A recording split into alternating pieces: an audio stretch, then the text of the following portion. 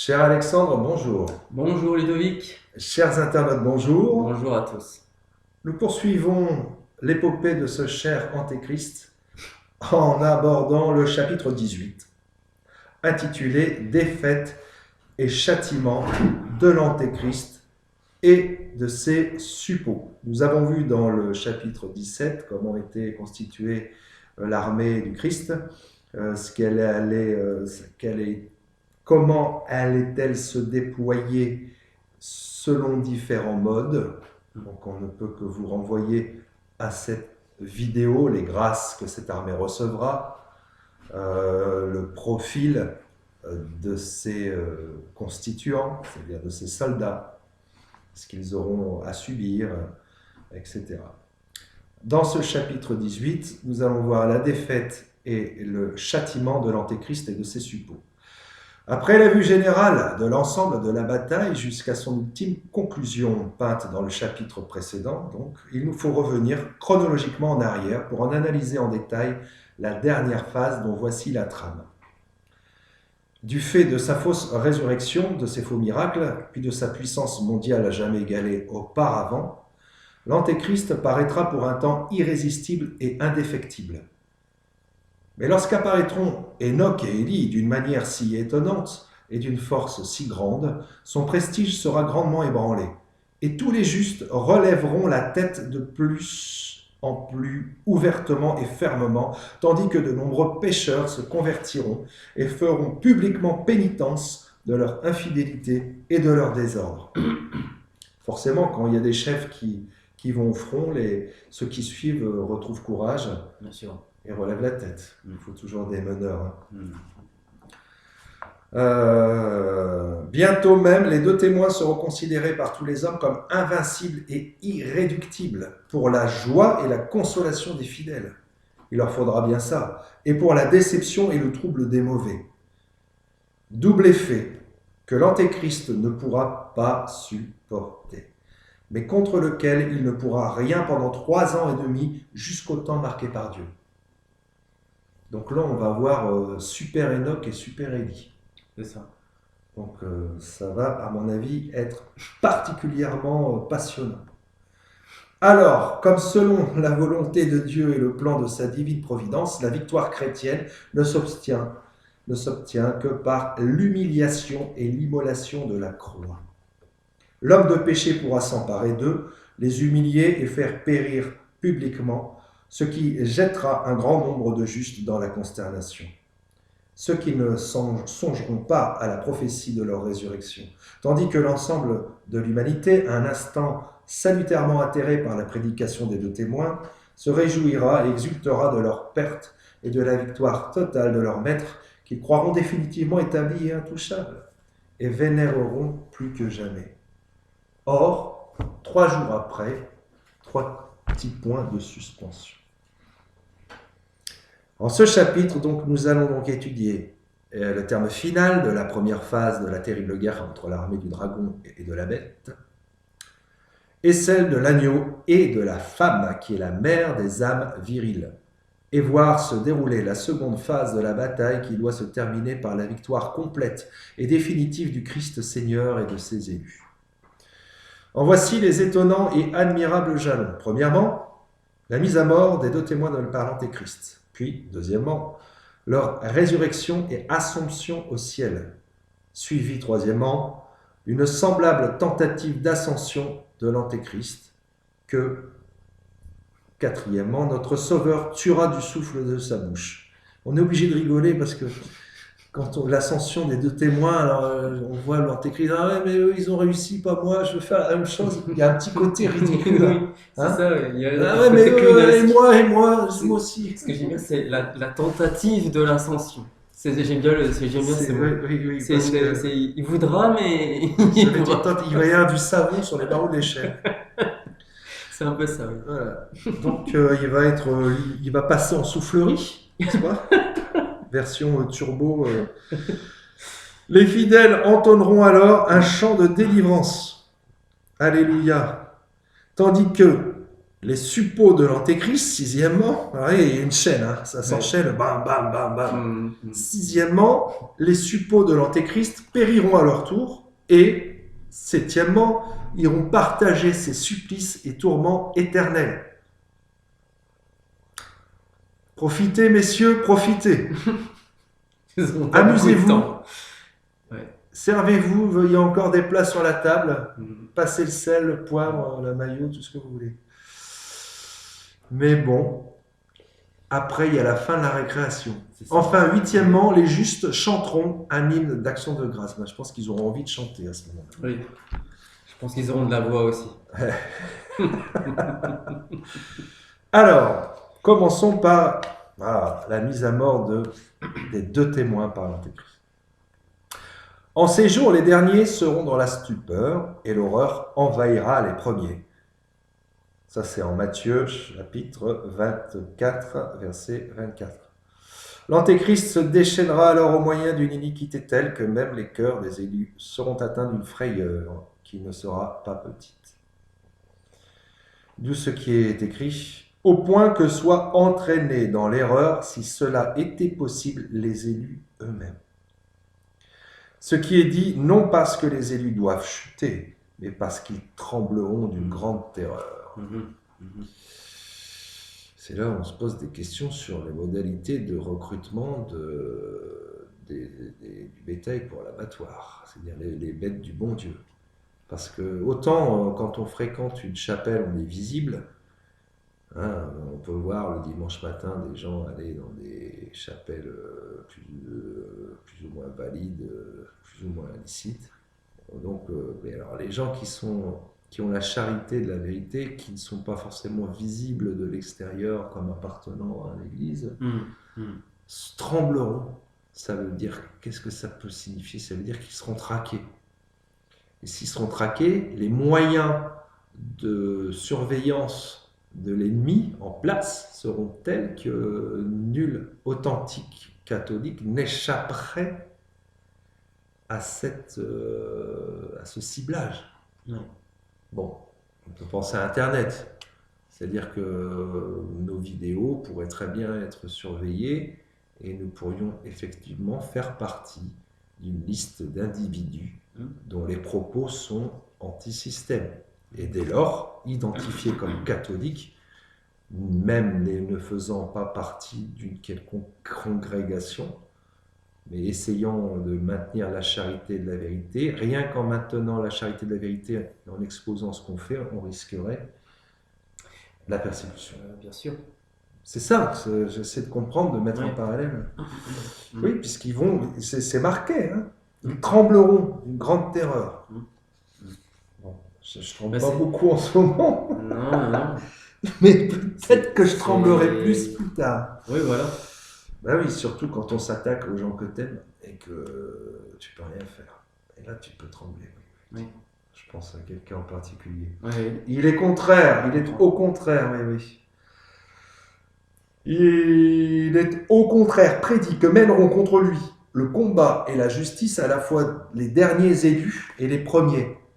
Parce que ceux des élus qui vivront à la fin du monde seront fauchés par la mort corporelle, et également certains de ceux qui ont vécu dans les premiers âges du monde, à savoir Enoch et Élie, seront rappelés aux yeux de tous et auront encore à souffrir dans leur chair mortelle la violence de sa cruauté.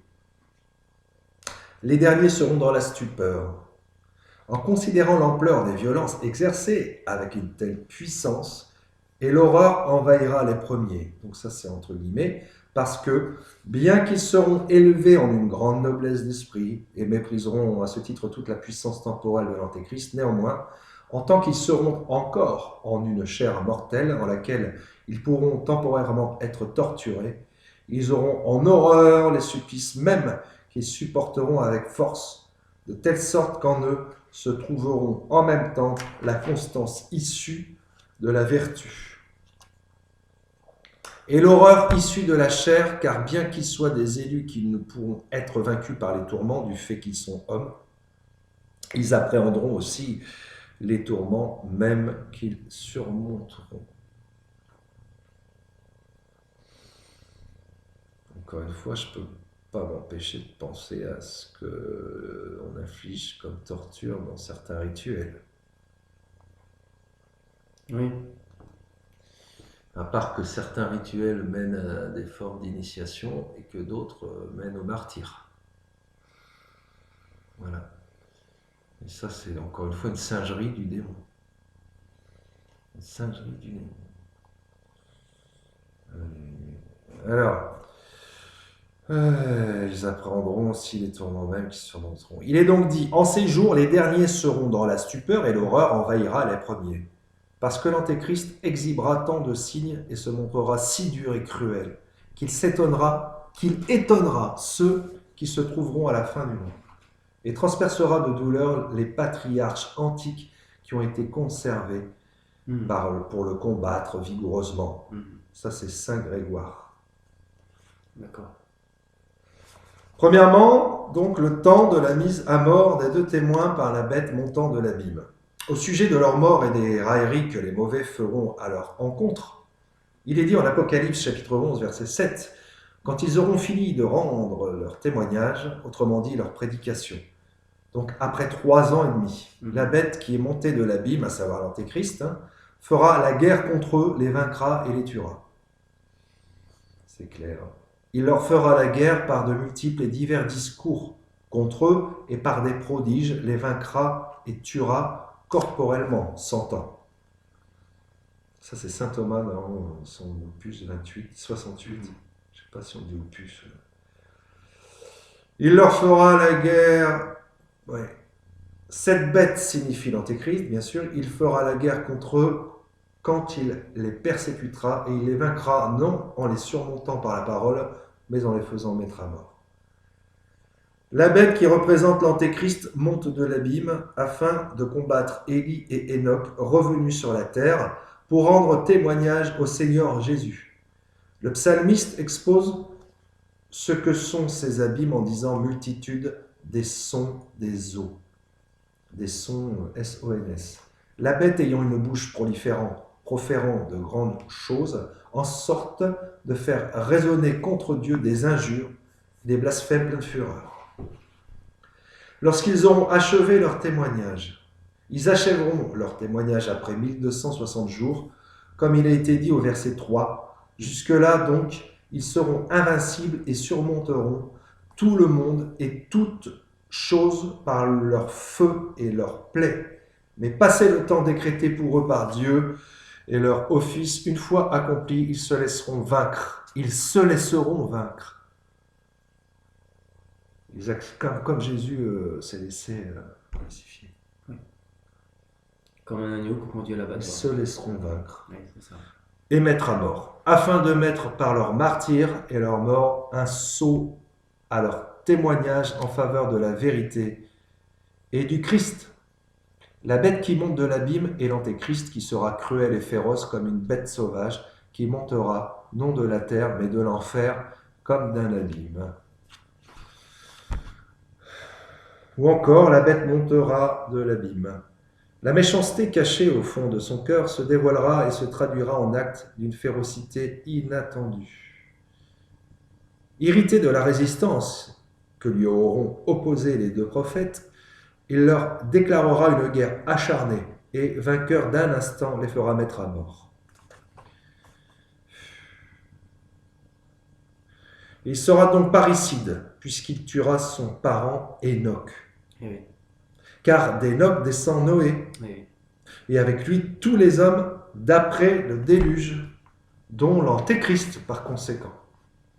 C'est un commentaire de Cornelius à Lapidé, un commentaire de l'Apocalypse. Bien sûr. Deuxièmement, le lieu de l'exécution d'Enoch et Élie. Et leurs corps demeureront gisants sur les places de la grande cité qui est appelée spirituellement Sodome et Égypte, là où leur Seigneur a été crucifié. Cela pour bien montrer la puissance de l'Antéchrist et pour servir d'avertissement à quiconque serait tenté de lui tenir tête. La grande cité où leur maître, c'est-à-dire notre Seigneur Jésus-Christ, a été crucifié désigne Jérusalem. Celle-ci est appelée mystiquement Sodome ou Égypte. L'Égypte est par excellence la terre de l'idolâtrie. Son nom veut dire en hébreu ténèbres. Sodome est le type de l'abomination. Son nom signifie la muette ou l'aveugle. Par ces expressions, l'auteur veut faire entendre l'aveuglement et la misère morale dans laquelle est tombée la cité sainte pour n'avoir pas su reconnaître son sauveur et pour n'avoir pas voulu confesser ses fautes. Jérusalem pécheresse est ainsi comparée à Sodome en Isaïe et en Ézéchiel. Jérusalem est nommée la grande cité pour deux raisons. D'abord parce qu'elle a toujours été tenue pour grande et était appelée la ville royale. Jérusalem, cité sainte. En elle, en effet, se trouvaient tous les lieux sacrés. En elle, seul, Dieu était célébré. Des choses glorieuses sont dites à ton sujet, cité de Dieu. Ensuite, en raison de la multitude des vices et des péchés qui y ont lieu. C'est pourquoi il est ajouté « qui est appelé spirituellement Sodome », c'est-à-dire muette à la louange divine. Écoutez les paroles du Seigneur, prince de Sodome, et tendez l'oreille à la loi de notre Dieu, peuple de Gomorrhe. Ce qu'Isaïe dit pour le temps de l'Antéchrist, car quand ils étaient alors mauvais, au temps d'Isaïe, ils ne l'étaient pas autant qu'ils le seront à la période de l'Antéchrist. L'iniquité de la fille de mon peuple est devenue plus grande que le péché des Sodomites. Et Égypte, c'est-à-dire ténébreuse et larmoyante, parce qu'elle ira dans les ténèbres extérieures, là où sont les pleurs et les grincements de dents. Là où leur Seigneur aussi a été crucifié, ce qui a eu lieu selon le sens littéral lors de la Passion et qui est accompli spirituellement quand le Seigneur est crucifié de nouveau en ses serviteurs. D'où ce qu'il a dit à Saint Pierre. Je vais à Rome pour y être de nouveau crucifié, et à Paul. Saul, Saul, pourquoi me persécutes-tu? Car le Christ répute comme fait à lui-même ce qui est fait à ses serviteurs.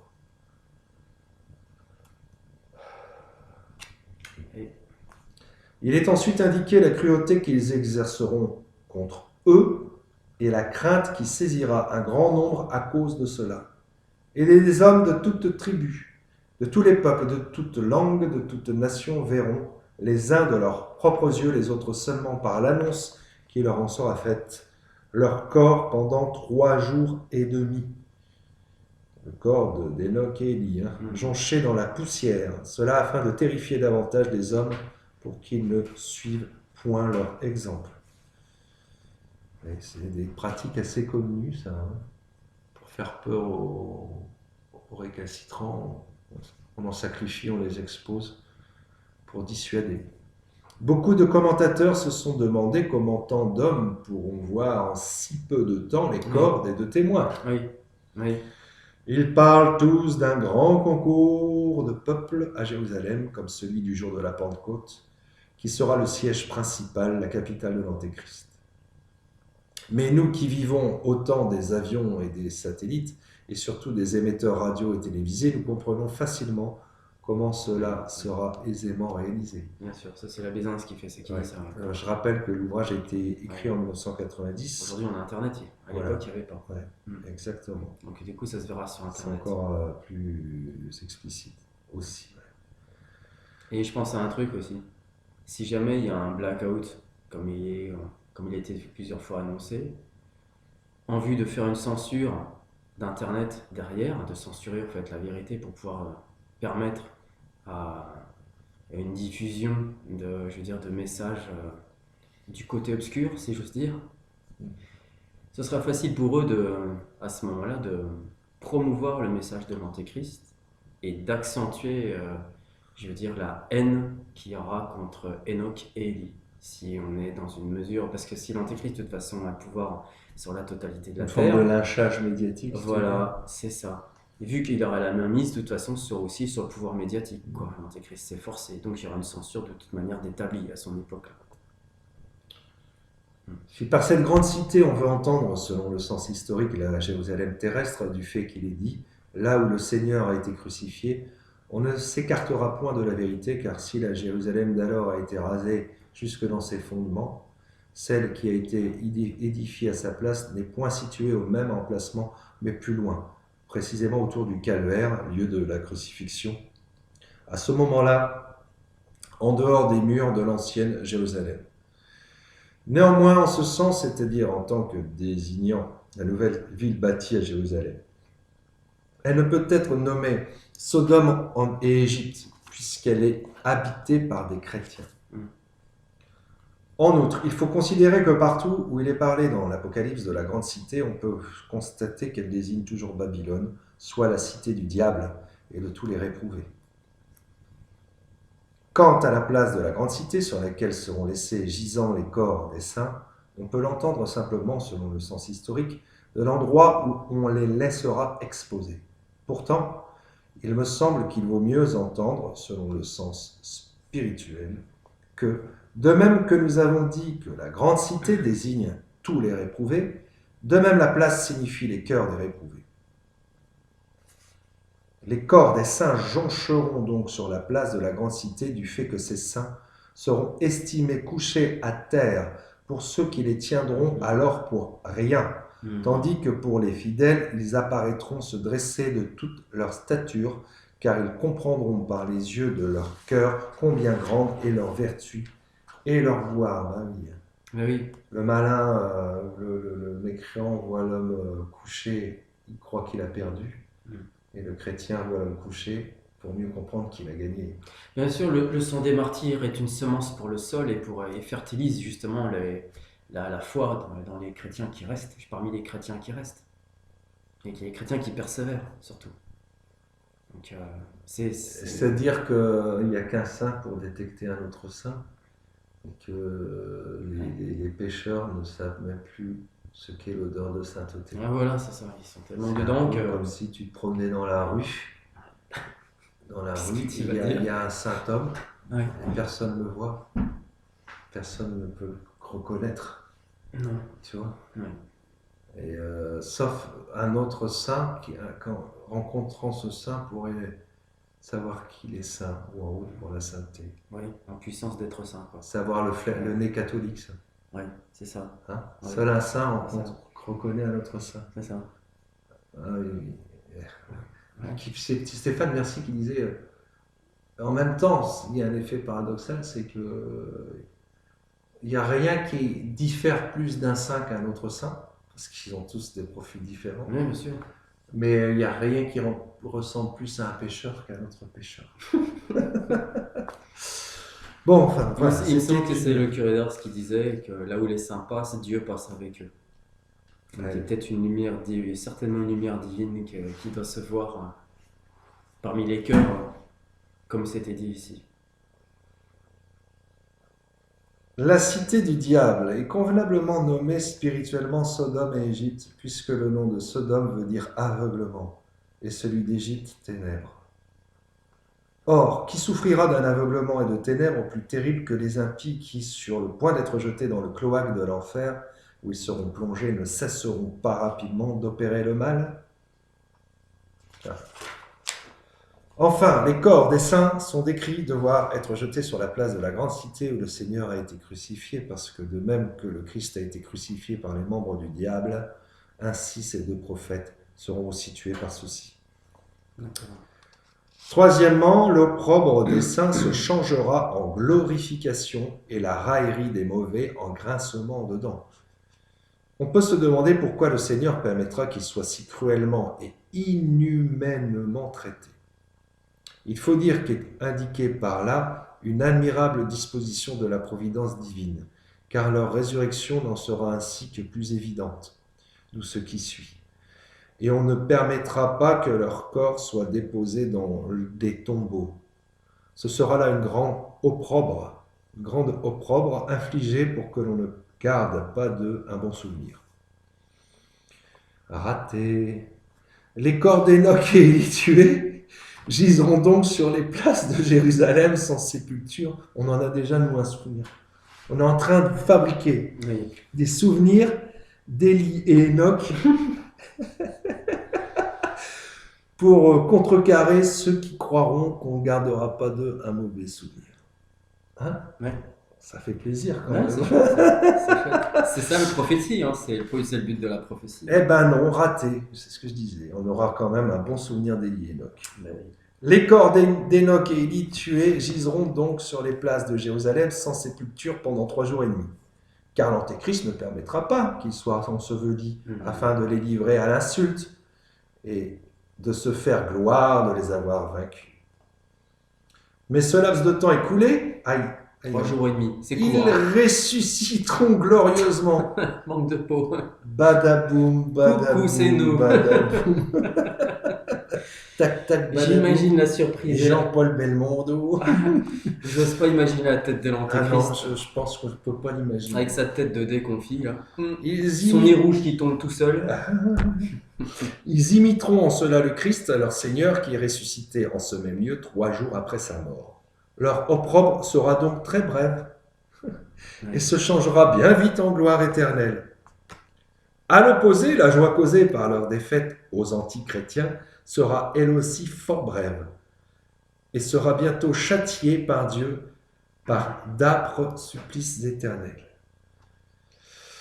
Et les habitants de la terre, alors en effet, la plupart des hommes seront impies, puisqu'ils seront soumis à l'Antéchrist et se conformeront à lui comme à leur maître. Et une dose, une deuxième dose, Ah ouais. une troisième Ça te fait dose, penser à ça. une quatrième dose, une cinquième dose. La puce. Oh, puis on va continuer à aller au théâtre, au cinéma, et tralala, soin. Bah oui. Bah oui. Donc, ouais, mais mon maître est bon. Il est bon, mon maître. Il me laisse manger, il me laisse dormir, il me laisse boire, il me laisse voir plus. Ouais. Mais c'est un bon maître. Mm. Et donc, les habitants de la terre, seconde édition, alors en effet, la plupart des hommes seront impies, bien sûr, puisqu'ils seront soumis à l'Antéchrist. Se réjouiront à leur sujet, feront des fêtes et s'enverront des présents les uns aux autres, des likes, des petits cœurs. Alors, t'as vu ce qu'ils ont pris, les Élie et Enoch? Ah ouais. Like, des petits cadeaux, allez, on fait la fête. Hein? Oh là là, c'est pudibond, puritain. Oui, ça. C'est rabat-joie des Ouais. Enoch. Ah, bon débarras, c'est ça? Plus de pénitence. Parce que ces 2 prophètes ont crucifié ceux qui habitaient la terre. Voilà. On n'aime pas être crucifié. Non. On n'aime pas. Ils les ont crucifiés par des paroles de menaces et par le feu et les plaies dont il a été question au verset 5. Alors, on n'aime pas, on n'aime pas. On ne veut pas. Non. Vous allez aller en enfer. Oui, oh, c'est ça, cause toujours, tu m'intéresses. Pénitence. Ouais. Convertissez-vous. Ouais, plus tard. Laisse tout, ouais. La joie des mauvais est indiquée ensuite. Les habitants de la terre, c'est-à-dire les mauvais qui aiment les choses terrestres, se réjouiront à leur sujet, parce qu'ils seront morts, et ils en plaisanteront. C'est fou quand même. Là, on est vraiment... Waouh. Parce que être entouré de gens qui, déjà, mourir de la mort de quelqu'un, rire, plaisanter de la mort de quelqu'un, bon, on voit que ça met mal quand même. Déjà, c'est pas très correct. Bon, mais un terroriste qui meurt, qui se fait exploser, qui tue des innocents, d'accord, on va dire bon débarras, on peut le penser, quoi. Mais enfin, c'est qu'une tragédie, quoi. Voilà un type qui s'est fait manipuler, qui entraîne les autres à la mort, c'est terrible. On n'a pas forcément envie de plaisanter avec ça, on est d'accord. Et bien là, qu'est-ce qu'ils nous disent, les pères? Ils nous disent que les fanfarons, là, ils vont rire à l'exposition du corps pendant 3 jours et 3 jours et demi de 2 saints hommes qui seront là, exposés, et ça va faire rire. Tu le crois, ça? Ben, c'est marqué, hein. Et ils plaisanteront, ouais. Eh ben, dis donc. Et s'enverront des présents les uns aux autres. C'est pas n'importe qui, quand même, en plus. C'est Enoch et Élie. Incroyable. Tout joyeux à la pensée d'être tranquille et libre, une fois morts ceux qui s'opposaient à leur vie et à leur malice. Ah, d'accord. Car ils se sont dit, dans l'égarement de leur pensée, le temps de notre vie est court. Jouissons des biens présents. Hâtons-nous d'user en S créatures ou des créatures. Voilà. D'user des créatures. C'est une faute de typographie. Couvrons-nous de roses avant qu'elles ne flétrissent. Sagesse de. D'où ce qui est dit à la suite. Car ces deux prophètes, à savoir Enoch et Élie, ont crucifié ceux qui habitaient sur la terre. C'est-à-dire les mauvais dont ils ont prédit la damnation et ont annoncé les supplices. Ou bien ils les ont crucifiés en une mort, en s'opposant à leur iniquité. Ils les ont crucifiés en s'opposant à leur iniquité. Aussi, tourmentons-les et condamnons-les à une mort honteuse. Car les mauvais sont au supplice quand les bons sont exaltés, ou quand ils s'opposent à eux par leur prédication, ou, selon un autre sens spirituel, il est parlé des habitants de la terre au lieu de ceux de Jérusalem uniquement. Parce que tous les saints qui habiteront dans toute la terre se réjouiront en esprit et tressailliront de joie en leur corps et se congratuleront mutuellement parce que ces deux prophètes les auront crucifiés. Autrement dit, auront audacieusement résisté à la malice de leurs ennemis. Le juste, confiant comme un lion, sera sans crainte.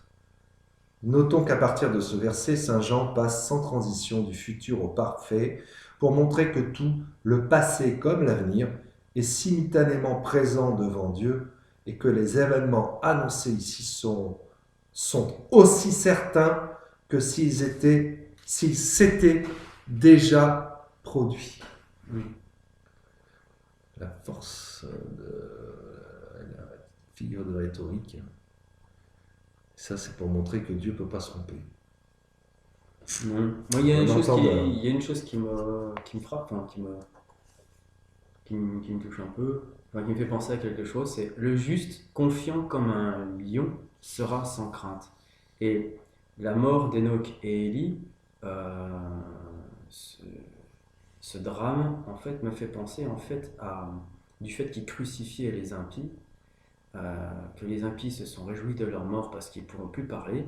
Ça me fait penser à un prophète juste avant au précurseur, avec un P majuscule, Saint Jean-Baptiste, qui lui aussi disait prêcher la pénitence, mais pas seulement, aussi attaquait pas, mais disait à Hérode ce qu'il faisait, son adultère, dénonçait l'adultère d'Hérode, etc. Ça lui a coûté la tête. Mais et ben voilà, Enoch et Élie, c'est le même registre. Et ça lui a coûté la tête, et donc au profit évidemment d'une réjouissance, pas forcément d'Hérode, mais de l'entourage d'Hérode, oui, ils se sont réjouis de la mort de Saint Jean-Baptiste. Même de ces impies-là, de la même de ces impies se réjouiront de la mort d'Enoch et Élie. Et donc du coup, nous connaissons, enfin les élus connaissant ce qui est arrivé à Saint Jean-Baptiste et son degré de sainteté, et voilà, c'est ce qui nous rendra justement confiants comme des lions et sans crainte. Deuxièmement, la résurrection et ascension des deux témoins. Il est dit ensuite au sujet de leur résurrection, mais après 3 jours et demi, un esprit de vie, à savoir l'âme qui donne la vie, sous-entendu envoyé de Dieu, entra en eux. Voici que j'enverrai en vous un esprit et vous vivrez. Par le fait qu'il soit précisé de Dieu, il est indiqué que les corps ressusciteront, non par puissance naturelle, mais miraculeusement. Alors, le mode de cette résurrection est se dressèrent sur leurs pieds. Cependant, on peut se demander comment, de quelle manière ils ressusciteront, à savoir ou comme Lazare ou comme le Christ. Si c'était de la première façon comme Lazare, il leur serait fait un certain préjudice. Mais ils devraient de nouveau mourir. Et si c'est de la seconde, comme le Christ, ce serait en des corps glorieux, et ainsi ils ressusciteraient avant les autres, contrairement à ce que dit l'apôtre. Parce que Dieu nous a fait une condition meilleure afin qu'il n'obtienne pas sans nous la perfection du bonheur. Il faut répondre qu'ils ne ressusciteront point pour mourir à nouveau. Quant à ce qui concerne les corps glorieux, il s'agira là d'un privilège particulier qui leur sera spécialement accordés en raison du témoignage spécial pour lequel ils auront été mis à mort. D'où ce qui suit.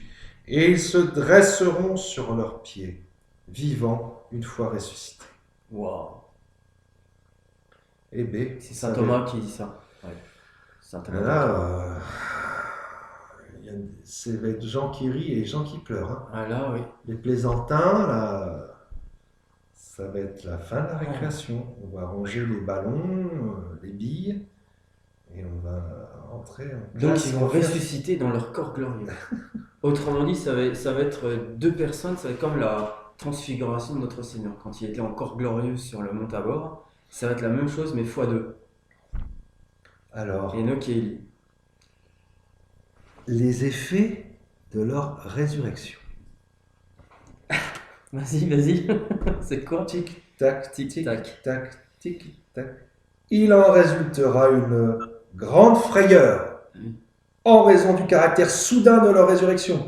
Et une grande crainte s'abattra comme un poids écrasant, soit révérentiel envers Dieu, soit concernant les peines éternelles sur ceux qui les verront, déjà glorieusement ressuscités. Car j'ai craint Dieu comme un torrent prêt à s'abattre sur moi, et je n'ai pas pu en supporter le poids. Ascension des deux témoins au ciel.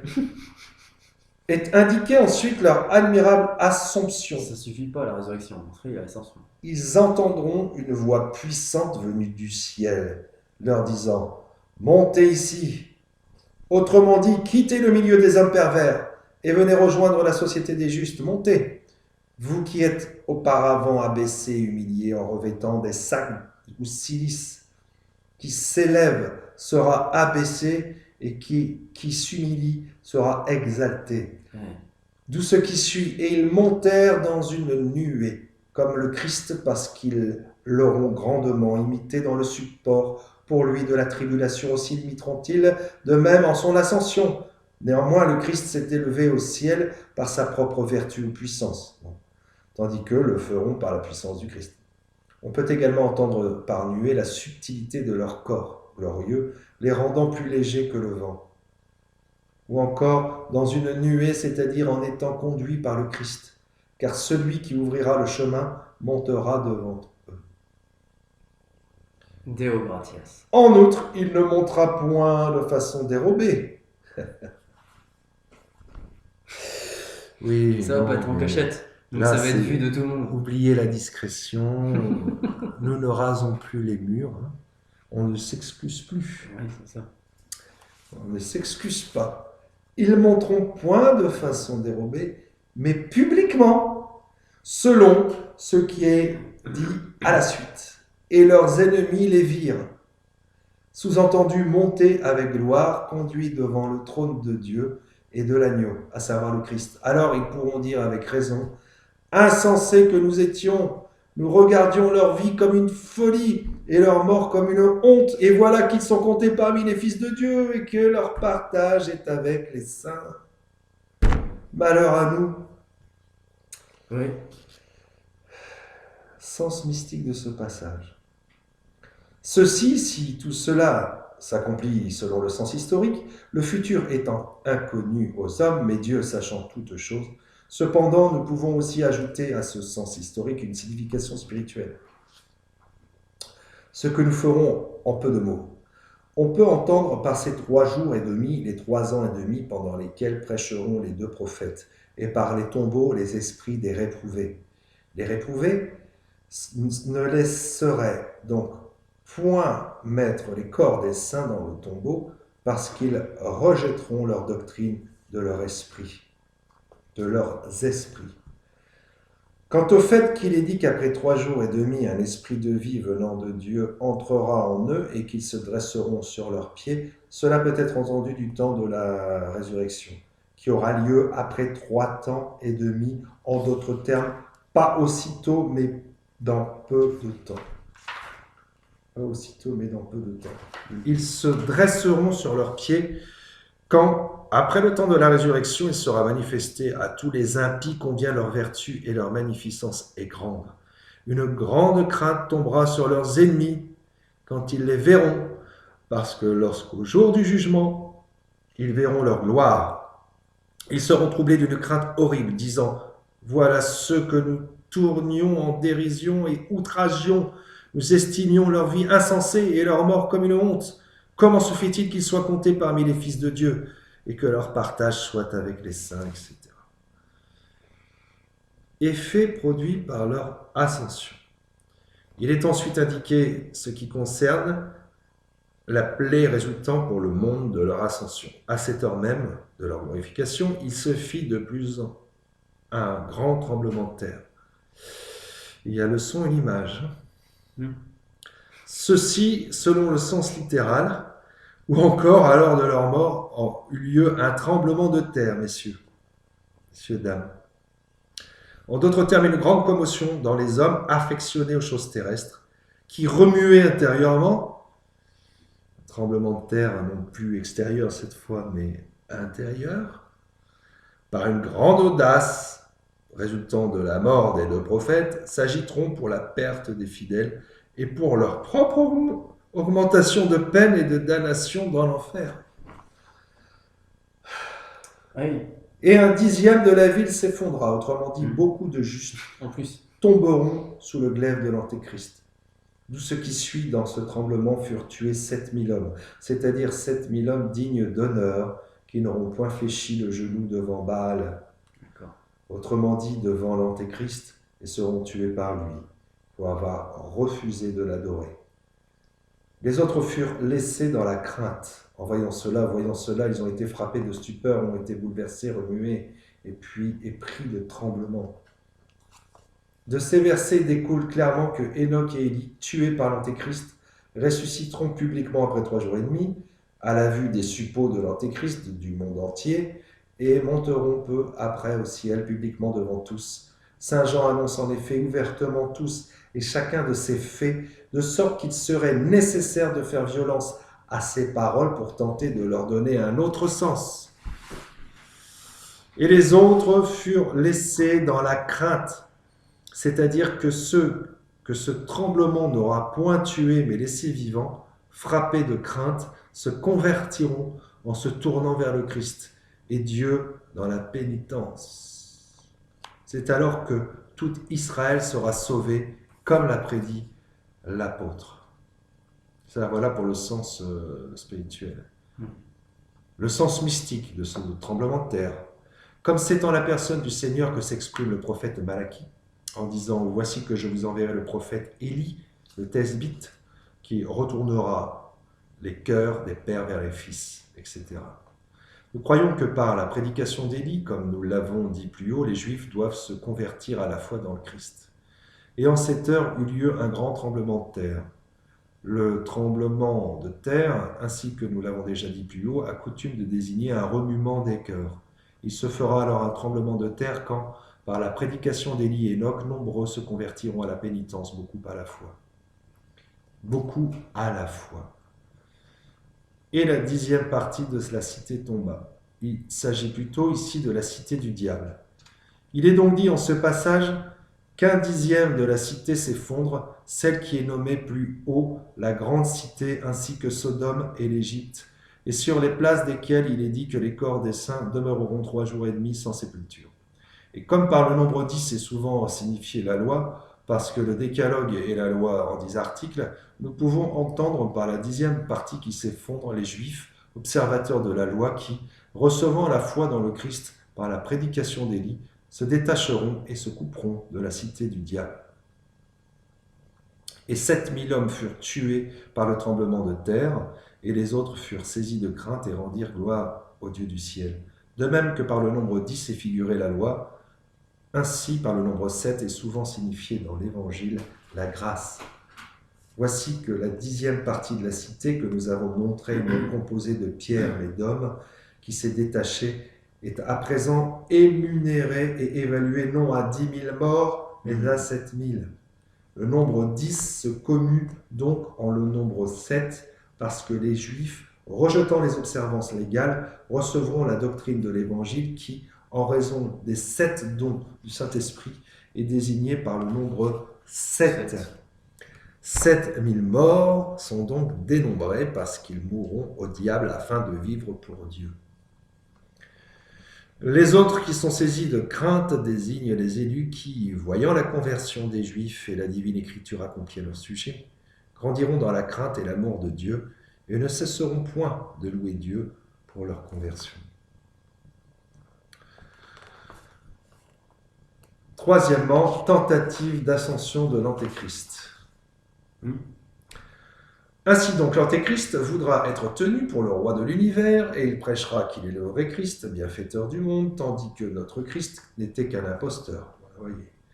Il prétendra que tout ce qui a été prédit du Christ par les prophètes concernant ses miracles, son règne, sa mort, sa résurrection et son ascension au ciel, doit s'accomplir très certainement en lui seul.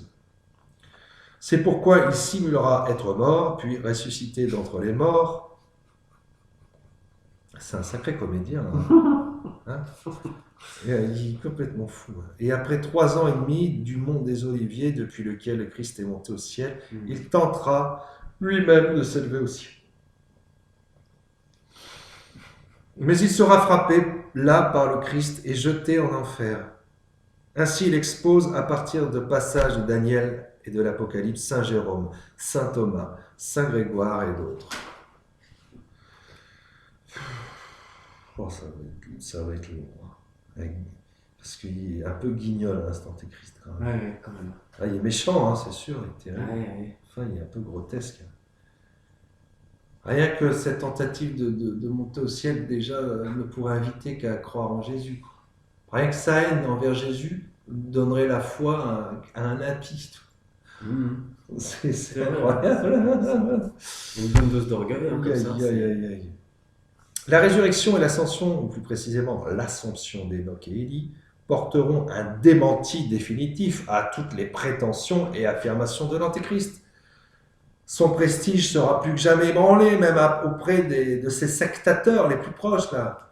Hein, les 33e degrés, il va les passer, là, les membres des loges secrètes. Ben oui. Hein. Alors, qu'est-ce qui se passe? Il lui faudra donc frapper un grand coup pour tenter de rétablir la situation. Pas de panique, là, je suis dans mon bunker, mais ça va aller. C'est alors qu'il réunira toutes ses forces en vue d'écraser totalement et définitivement tous ses adversaires.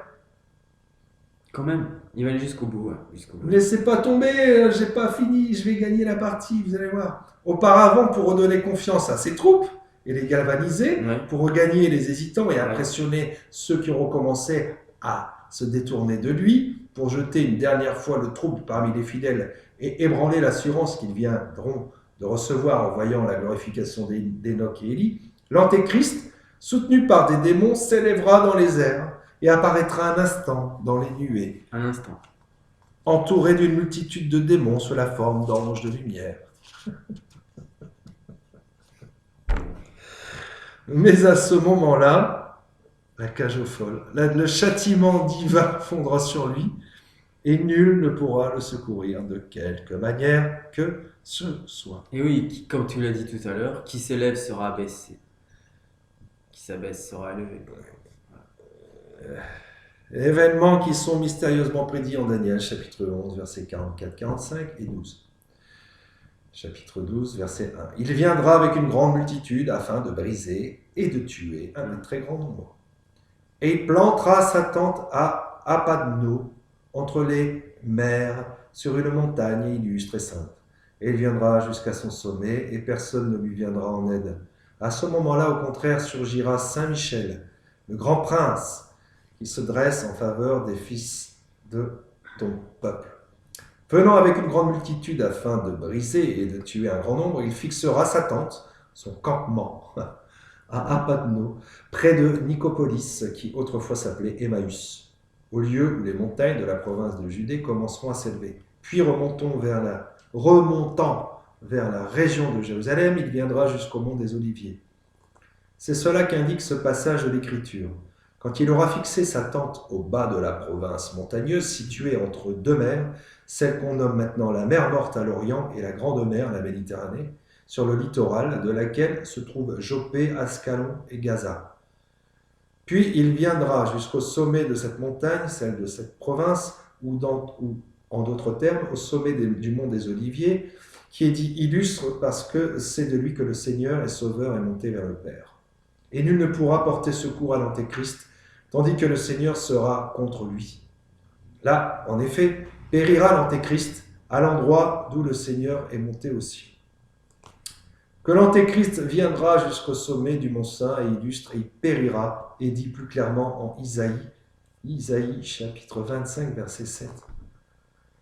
Le Seigneur précipitera l'image du dominateur des ténèbres, qui domine sur tous les peuples, sur la montagne sainte, et l'onction qui a été ointe à l'encontre de toutes les nations. Par le dominateur de tous les peuples, ou l'image du dominateur des ténèbres qui domine tous les peuples, certains entend l'Antéchrist qui doit périr sur le mont des Oliviers, comme nous l'avons dit au sujet de l'ultime vision de Daniel. Sur cette tentative d'ascension d'Antéchrist, voir aussi Saint Jean Damascène, Saint Anselme, dans les commentaires des épîtres thessaloniciens, Cornélius. Quatrièmement, notre Sauveur tuera l'impie du souffle de sa bouche. Donc l'Antéchrist, il montera devant tout le peuple, sur le mont des Oliviers, comme le signifie Daniel, et il voudra, à l'exemple du Christ, monter au ciel d'où il prétendra être descendu pour venir sur terre. Les démons prenant l'aspect d'ange l'élèveront dans les airs, tandis que tous s'émerveilleront et proclameront sa divinité. Mais bientôt il sera jeté au nom du Christ par Saint Michel dans les enfers, d'où ce qui suit. En ce temps-là, au temps de l'Antéchrist d'où je viens de parler, surgira Saint Michel. Il entrera en lutte avec le roi de l'Aquilon, à savoir l'Antéchrist, pour secourir les fidèles et les saints au milieu de telles tribulations contre lui et contre Lucifer. En effet, le Seigneur Jésus tuera l'impie du souffle de sa bouche, du souffle de ses lèvres, c'est-à-dire par son commandement, car c'est Saint Michel qui tuera l'Antéchrist sur le mont des Oliviers, d'où le Christ a fait son ascension. Et telle est la peine présente, bien qu'il sera également puni éternellement dans le futur, puisqu'il le détruira par l'éclat de son avènement, par la damnation éternelle. Il est dit par l'éclat parce qu'il aura tremblé, enténébré l'Église. Il aura semblé enténébrer l'Église et que les ténèbres sont chassées par l'éclat de la lumière. C'est là où il faut comprendre ce que veut dire les portes de l'enfer ne prévaudront pas contre elles. Oui. Que certains interprètent. Bravo. C'est là que certains interprètent comme le fait que l'Église militante est toujours visible et organisée, n'est-ce pas? Ouais, en chapelle, en qui l'organise à leur sauce. Ouais. Ils l'entendent, ils l'interprètent à leur sauce, à leur façon. Ouais. Parce qu'il aura semblé enténébrer l'Église et que les ténèbres sont chassées par l'éclat de la lumière, parce qu'il sera montré que tout ce qu'aura opéré l'Antéchrist était du mensonge. Le Christ, donc, pour l'exécution de la sentence sortie de sa bouche à l'encontre de l'Antéchrist, enverra Saint Michel qui, après le Christ, est le suprême juge et exécuteur de la justice divine. Non seulement les portes de l'enfer ne peuvent pas prévaloir contre l'Église triomphante, puisque par définition triomphante, ça veut dire qu'elle a vaincu déjà, et ensuite c'est que même sur terre, malgré les apparences, ceux qui se disent d'Église ne le sont pas forcément, et ceux qui sont hors congrégation peuvent être membres de l'Église, mais qu'in fine, il y aura un premier nettoyage, et il faudra bien que les Juifs se convertissent et que les chrétiens soient confirmés dans leur foi par Élie Enoch, en assistant à tout ce scénario-là. Et donc, vaincu l'Antéchrist, donc les portes de l'enfer ne prévaudront pas contre elle non plus, à ce niveau-là. Eh oui. Ce que l'on retrouve dans le secret de Notre-Dame à la Salette, il s'élèvera avec orgueil dans les airs pour aller jusqu'au ciel. Ouais. Il n'y a pas de grand pape et de grand monarque. Non. Et non, mais elle n'en parle pas, de toute façon. C'est ni dans l'Apocalypse, c'est ni dans la Salette. Hein. Non, ni dans Fatima d'ailleurs non plus. Il sera étouffé par le souffle de Saint Michel Archange. Il tombera et la terre qui depuis 3 jours... Pas vrai, parce que ceux qui défendent ça disent que c'est le grand pape et le grand monarque arrivent avant l'Antéchrist. Avant l'avènement de l'Antéchrist. C'est seulement... À quoi ça sert? Bah oui, non mais... À quoi ça sert qu'ils arrivent avant l'Antéchrist? Après ou avant, à quoi ça sert? C'est la thèse. Hein. C'est la thèse. Et on vient de paraître un ouvrage là-dessus. Ouais. Il y a une célèbre maison d'édition qui vient de sortir un ouvrage, Le retour du grand pape et du grand monarque. J'ai reçu un mail il n'y a pas longtemps. Oui, je tiens à le dire quand même. Donc, en fait, une fois qu'on est dans son bastion, qu'on a sa Oui, maison c'est ça. d'édition, on détient la vérité, on n'a plus besoin de s'humilier pour chercher la vérité, on sait tout et on continue à alimenter ce fantasme. Tout ça au nom de la catholicité. En nom Dieu. En nom Dieu, je vends des livres qui annoncent le retour d'un grand pape et d'un grand monarque. Ouais. Alors que les pères, qui sont censés être ma source, ne le disent pas.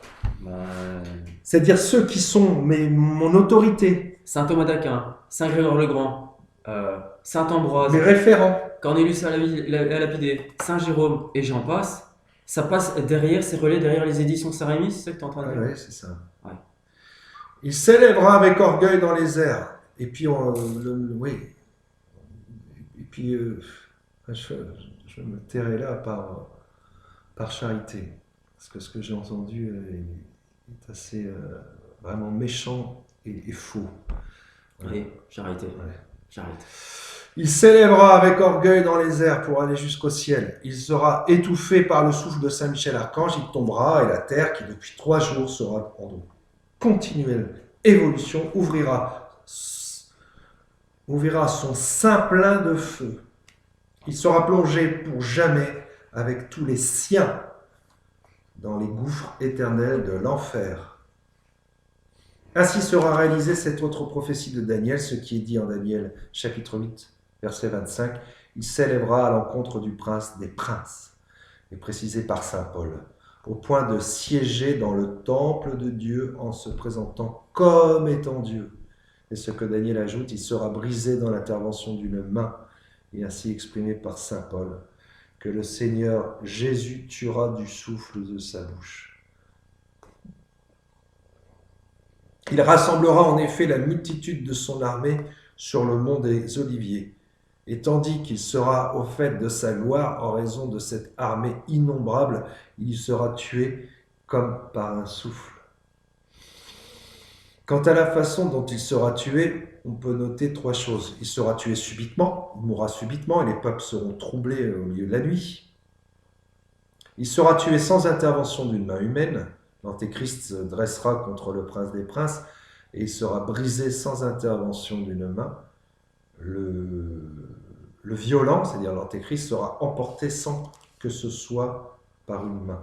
Il sera tué aux yeux de tous, précipité à la vue de tous. Ainsi mourra et périra cet inique frappé et blessé par l'esprit ou le souffle, spiritus de Dieu. Et il ne guérira jamais de cette blessure. Ta blessure est incurable, ta plaie est très maligne. Tous ceux qui t'aimaient t'ont oublié, et ils ne te recherchent plus, car je t'ai frappé en ennemi, je t'ai châtié cruellement à cause de la multitude de tes iniquités et de ton endurcissement dans le péché. Pourquoi cries-tu au sujet de ton brisement ? Ta douleur est incurable, c'est à cause de la multitude de tes iniquités et de ton endurcissement dans le péché que je t'ai traité ainsi. Et le bras élevé, et le bras élevé sera brisé. Que signifie ce bras élevé sinon l'orgueil de l'Antéchrist, dont le faste de la gloire séculière s'élèvera au-dessus des esprits des hommes réprouvés, au point que cet homme pécheur qui dédaignera être estimé un homme se prétendra mensongèrement Dieu et très élevé au-dessus des hommes. D'où ce que dit l'apôtre Paul, au point de s'asseoir dans le temple de Dieu en se donnant l'apparence de Dieu. Et pour mieux montrer son enflure, il est dit juste avant, il s'opposera et s'élèvera contre tous ceux qui portent le nom de Dieu ou est honoré tel. Il peut en effet arriver parfois qu'un homme soit nommé Dieu, dans le sens selon lequel il a été dit à Moïse, « Je t'ai oublié, le Dieu de Pharaon ». Mais nul simple homme ne peut être honoré comme Dieu. Cependant, comme l'Antéchrist s'élèvera non seulement au-dessus des hommes saints, mais encore au-dessus de la puissance divine, il s'efforcera de transcender par le renom achevé de sa gloire et ce qui est nommé Dieu et ce qui est honoré comme Dieu. À l'encontre de cela, il faut prendre garde dans quel puits est tombé par l'orgueil celui qui n'a point gardé la mesure, de laquelle il a chuté dans la ruine. En effet, tant le diable que l'homme ont déchu de l'état de condition qui leur était propre en raison de leur orgueil. Le premier en disant « Je m'élèverai au-dessus des nuées, je serai semblable au Très-Haut ». Le second en croyant que ce que le premier lui a insufflé. Vos yeux s'ouvriront et vous serez comme des dieux. Chacun d'eux est tombé parce qu'il a voulu être semblable à Dieu. Non par la sainteté, bien sûr, mais par la puissance. Néanmoins, l'homme qui était tombé en aspirant perversement à la similitude avec Dieu, une fois délivré par la grâce, ayant appris par le châtiment de son crime combien il était loin d'égaler Dieu, s'est exclamé « Seigneur, qui vous est semblable ?» Quant au diable, justement abandonné dans sa chute en raison de son crime, il n'a point été ramené par sa ruine à sa juste mesure, mais plus le temps a passé, depuis sa défaillance de la grâce du Tout-Puissant, plus il a augmenté la culpabilité de son crime. En effet, celui qui est donc tombé parce qu'il a voulu être semblable à Dieu par un bouleversement de l'ordre, ira au contraire, lors de la venue de l'Antéchrist, jusqu'à vouloir paraître Dieu. Aussi celui qui n'a pas pu égaler Dieu quand il était élevé en sa superbe, il le tiendra pour inférieur après sa condamnation, comme cela a été indiqué par saint Paul, où il est ouvertement déclaré que, après avoir désiré l'égalité avec Dieu, en voulant s'élever jusqu'à sa hauteur, croissant encore en orgueil après sa chute, il se présentera comme au-dessus de tout ce qui est dit Dieu et honoré comme tel. Mais comme cette superbe sera brisée lors de l'avènement du strict juge, comme cela est annoncé en 2 Thessaloniciens 2,8, il est justement dit ici, et le bras élevé sera brisé. Nous continuerons la suite de ce chapitre prochainement. Merci de votre attention. Merci de votre attention, merci Ludovic, Alexandre. merci beaucoup pour ta Et je lecture. vous dis à bientôt pour parler du chant de délivrance après la mort de la bête immonde.